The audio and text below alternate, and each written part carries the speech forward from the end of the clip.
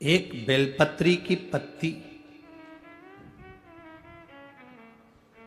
एक बेलपत्र, एक पत्ती, एक बेलपत्र के वृक्ष की छांव साधारण नहीं होती। एक जीव जो मनुष्य की जो देह है ना, इससे 4 स्थान पर रोज पाप होता है। ऐसा कोई संसार में नहीं जन्मा जिसने पाप नहीं किया। 4 स्थान पर प्रत्येक मनुष्य से पाप होता। पहला, झाड़ू लगाते समय छोटे छोटे जीव मर जाते हैं, उसका पाप माथे चढ़ जाता है। दूसरा, अग्नि जलाते समय, चूल्हा जलाते समय, गैस जलाते समय छोटे छोटे पतंगे जलकर मर जाते हैं, उसका पाप माथे चढ़ जाता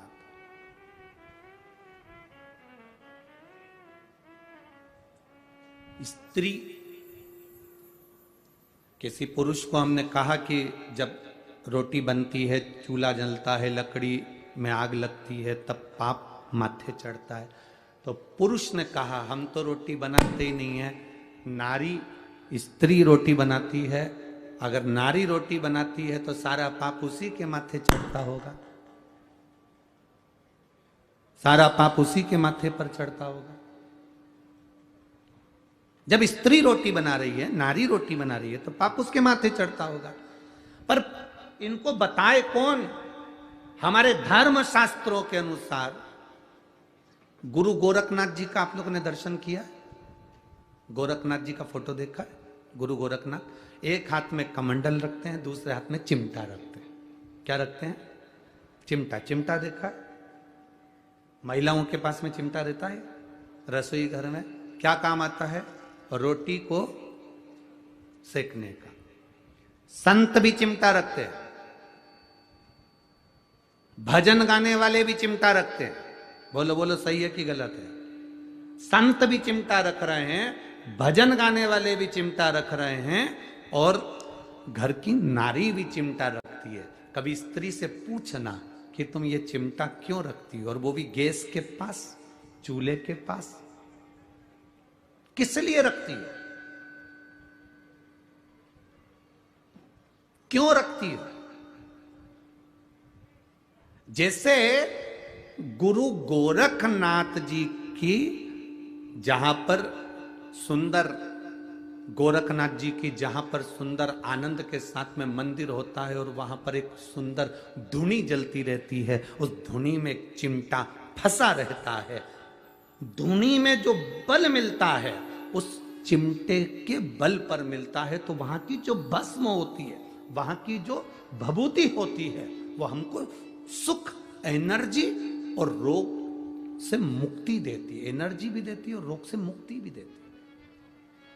क्या होता है उस चिमटे से?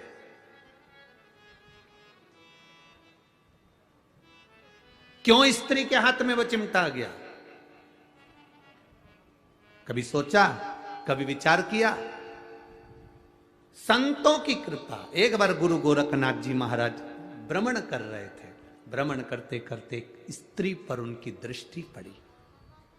गुरु गोरखनाथ ने देखा कि यह नारी बड़ी दुखी है, बड़ी दुखी।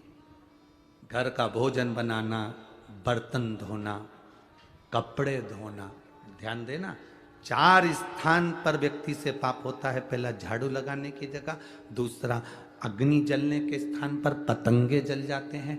तीसरा, पानी भरते समय, कपड़े धोते समय, स्नान आदि कर्म करते समय, पोछा लगाते समय छोटे छोटे जीव मर जाते हैं, उसका पाप माथे चढ़ जाता है। और चौथा स्थान बताया, चलकर जाने में पांव के नीचे छोटे छोटे जीव मर जाते हैं, उसका पाप माथे चढ़ जाता है। 4 स्थान पर प्रत्येक मनुष्य से पाप होता है। गुरु गोरखनाथ जी ने उस स्त्री को देखा, उसको देखकर गुरु गोरखनाथ जी ने देखते से अपनी आंखों में जल भर लिया कि ये नारी जगत का कल्याण करने वाली है, इसके गर्भ में जो संतान जन्म लेती है वो विश्व का कल्याण करती है। और इस नारी के पास में पाप भ्रमित हो रहा है। जल का वो कपड़े धोती है, जीव मरता, उसका पाप माथे। अग्नि जलाती है, उसका पाप माथे। झाड़ू लगाती है, उसका पाप माथे। दिन भर चलती है, उसका पाप माथे। चरण के नीचे जीव मर जाते। इस स्त्री का कल्याण कैसे हो सकता है? इस नारी का कल्याण कैसे हो सकता है? गुरु गोरखनाथ बाबा ने उस नारी के हाथ में, बस उसी समय नारी के पास में गुरु गोरखनाथ जी ने अपनी सूचना पहुंचाई कि नारी, अगर एक जैसा चिमटा मैं रखता हूं और उस चिमटे से पाप दूर भाग जाता है, वो चिमटा अगर नारी के रसोई घर में होता है तो पाप दूर भाग जाता है। कितनी माताएं बैठी हैं जिनके घर में है रोटी, कई काम लेती हो ना, उसको कहां रखती हो? रसोई घर में, गैस के पास में रखा रहता, कहीं टंगा रहता, कहीं पास, जहां अग्नि है, जहां चूल्हा है, उसके पास में चिमटा।